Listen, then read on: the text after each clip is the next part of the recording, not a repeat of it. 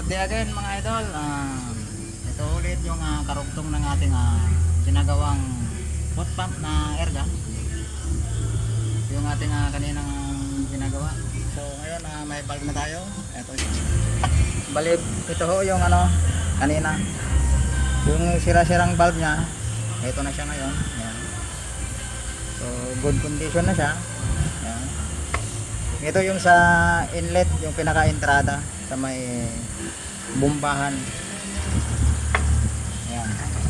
Ito naman yung pinaka-firing pin. Ayan, oh. So okay na. Napalitan na rin natin yung valve. Ayan po. Nakapittings na po siya. Ito yung valve niya kanina. Ayan po. Kita nyo naman po, sira-sira na. Yung isa wala na, durog na.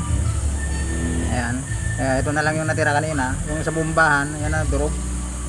Kaya ayaw palang kumarga ng hangin kasi wala na siya. Durog na. Kakarga pero sumisingaw.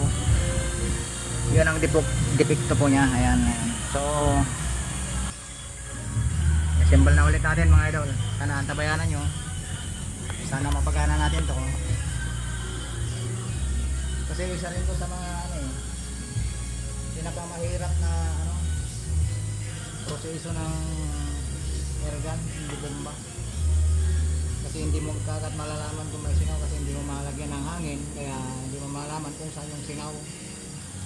So suksok na lang po natin yung firing pin.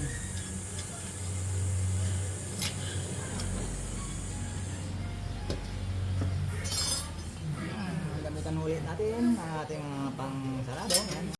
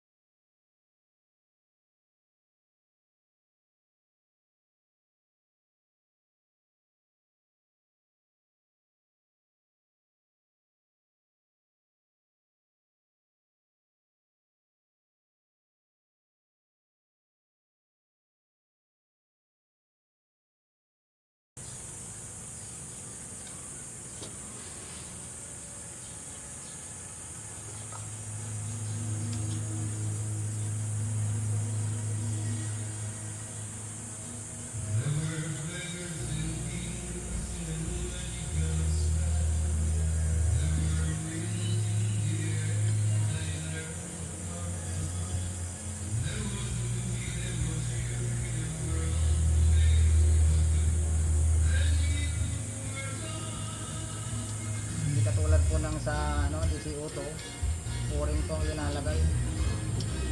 Kaya mas madaling baklasin yun.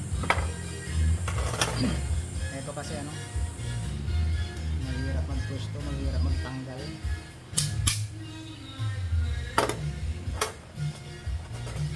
So, nilagay na natin yung pinakalak sa dulo. Pin ulit.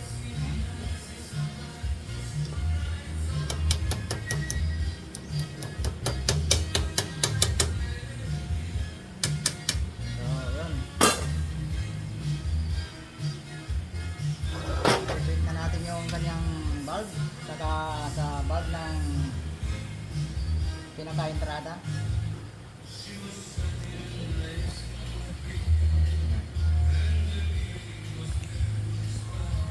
So try natin lagyan ng hangin. Kasama na natin. Yan. Kaya natin bombahan kung kakarga.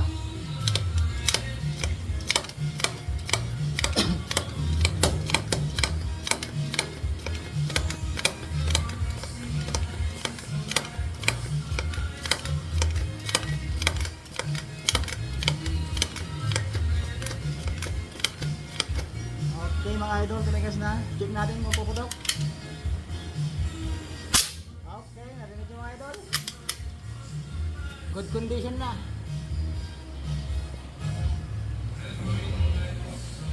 Yan mga idol. Natapos na natin yung ating pot pump. Debekto nito is bulb. Nakapagod lang ang bumba. No? Yung bulb nito sa loob, nandito siya nakapwesto. Yan. Saka yung isang entrada dito, yung pinalitan natin maliit kanina, patungo sa bomba, kaya nasira siya. Dito. Yun lang naman po ang ano, pagka magtitik kayo ng dibomba, unahin nyo yung entrada. Yan. Dito yung buksan na yan, check up nyo. Kung alam yung good pa yung sapita, kung halimbawa good pa, gumagana pa, kung hindi na, uunahin yung tanggalin yung sapita, check nyo kung wala pang damage. Ayan. Para step by step.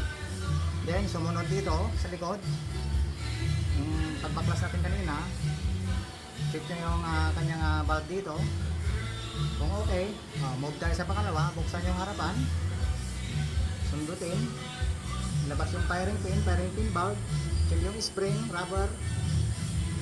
Ayun, kung may damage, palitan, gano'n. Okay na mga idol. Good condition ulit. Pumuputok na siya.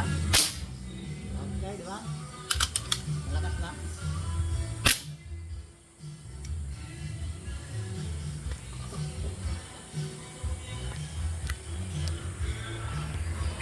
Yan lang mga idol.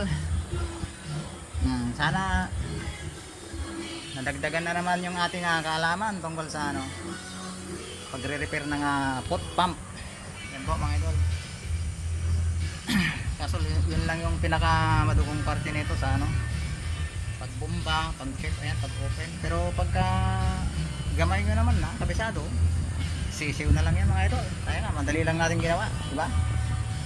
Walang kahirap-hirap. So yan po ulit siya, no? Okay na. Kakabit ko na lang po siya sa bat mamaya. Ayan. So paano mga idol? Like and share naman dyan sa mga tropa natin na ano, nagre-repair din ng airgun. Shout out sa inyong lahat. Sana naibahagi ko sa inyo yung aking kaunting kaalaman tungkol sa pagre-repair. Sana may natutunan kayo. Salamat din kung meron sakali. So piling ko lang i-share natin mga guys para ano, lalo pa tayong lumago. So yan lang mga idol. Salamat ulit sa panonood. Sana antabayanan ulit natin yung ating susunod na mga vlog. Sana makapulot pa kayo ng mga kaalaman. Kaya nga sabi nga ni Ernie Baron, kung may knowledge, may power, diba? So thanks mga idol.